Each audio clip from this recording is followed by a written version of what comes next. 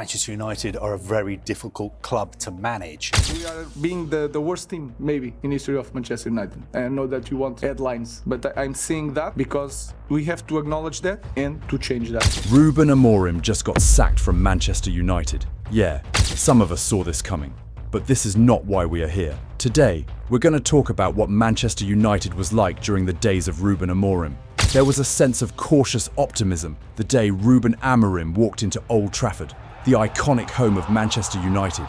A club with a century and a half of rich history was searching for stability, identity, and a return to glory.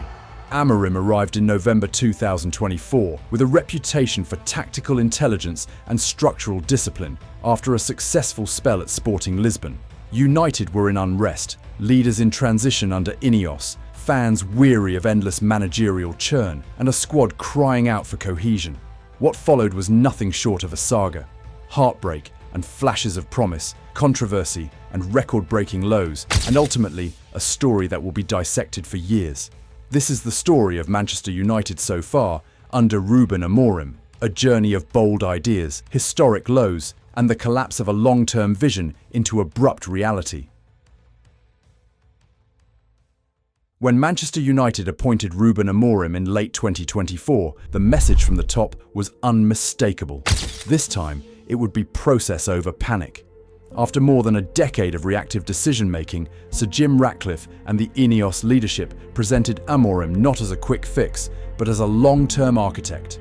The promise was bold and deliberate. Amorim would be given time, reportedly a 3-year runway, to implement structure, restore identity, and pull the club away from the endless cycle of managerial upheaval that had defined the post-Ferguson era. From the outset, Amorim's intentions were clear. He sought to impose compact defensive organisation, controlled possession, and calculated pressing rather than chaos-driven intensity.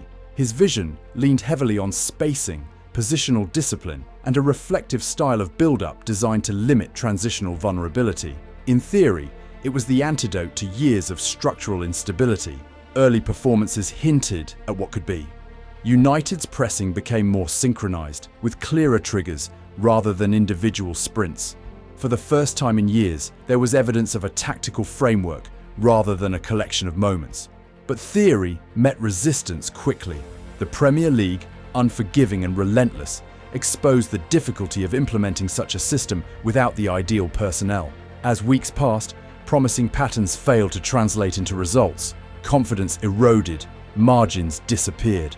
By the end of the 2024-25 season, the numbers painted a brutal picture. Manchester United finished 15th, their lowest league position in over half a century, accumulating just 42 points. They suffered 18 league defeats and scored only 44 goals, figures that placed the campaign among the darkest in the club's modern history. This was not the rebirth supporters had envisioned. Instead of a seamless reset, United found themselves stranded in unfamiliar territory, setting records no one wanted to own. The blueprint remained intact, but reality was unforgiving. On paper, the ideas made sense. On the pitch, the cost of rebuilding at one of football's biggest institutions was becoming painfully clear. Despite the unsettling league table, some moments suggested potential. United reached the UEFA Europa League final in Bilbao, where they were narrowly beaten by Tottenham, providing a rare highlight in a season otherwise marred by league struggles. This run to a European final represented flashes of tactical clarity and competitive resilience, glimpses of what Amorim had envisioned. Yet those moments were overshadowed by inconsistency and mounting pressure. United's Premier League record under Amorim became historically problematic. Across 47 league matches, United won only 15, drew 13, and lost 19, giving Amorim a points-per-game average of just 1.23, the worst in the club's Premier League history. His overall win percentage of 38.1% in 63 games across all competitions was the lowest of any permanent manager since Sir Alex Ferguson's retirement. These numbers were staggering, not just in isolation, but because they came at a club with such lofty expectations. For context, even interim coaches in the past rarely posted such poor percentages, and legendary figures like David Moyes, Louis van Gaal, and Jose Mourinho All enjoyed significantly higher points tallies despite their own issues. Behind the scenes, tension simmered. Amorim was unwavering in his commitment to his tactical philosophy, famously insisting that he would not change his approach unless he chose to do so himself. This rigidity, while principled, clashed at times with the frenetic and adaptive demands of Premier League football. Fans and pundits sensed this disconnect. Some defended his vision, arguing that systemic transformation takes time, while others condemned the perceived inflexibility and lack of galvanizing energy in big moments.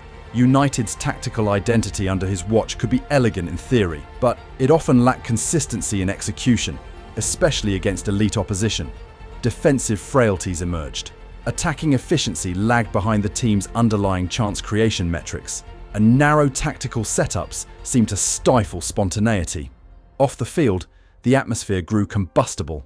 Conversations over squad investment, structural decisions, and internal alignment dominated headlines. Rumours of friction with the club's football director and tactical staff leaked, fueling speculation that all was not well beyond match days. The narrative that began as a long-term rebuild was increasingly portrayed as a struggling experiment.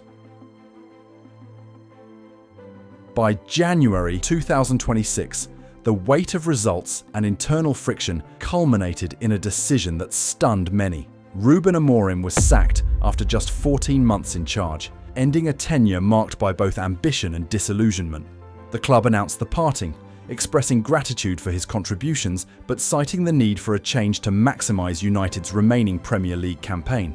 Amorim's departure was emblematic of a broader tension at Manchester United, the struggle between long-term project thinking and the impatient realities of immediate performance expectations.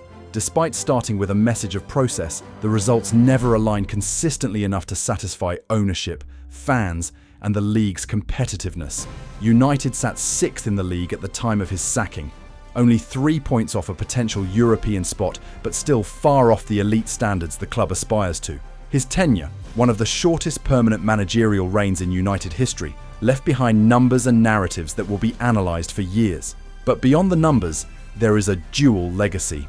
On one hand, Amorim's era showcased a manager unashamedly committed to a philosophy, a rare trait in an age of constant tactical churn. On the other hand, it exposed the risk of rigid application without sufficient adaptation to context. Some fans and experts argue United never truly bought into the process he proposed, while others believe the club's culture and structural instability ultimately undermined his mission. Regardless of perspective, the tenure has become a cautionary tale, a reminder that football success demands both vision and adaptability, structure and spontaneity. As Darren Fletcher stepped in as interim manager after Amorim's exit, questions swirled about the next permanent appointment, the club's identity, and whether United could finally break free from years of managerial roulette. Ruben Amorim's story at Manchester United was never going to be simple. It was bold in intention, flawed in execution, and unforgettable in its highs and lows. Love him or criticize him, his era will stand as one of the most talked about chapters in Old Trafford history. Now you decide, was he a visionary ahead of his time, or a reminder that big ideas need careful adaptation? Comment below, hit like if this story resonated, and subscribe for deeper dives into the most controversial moments in football today.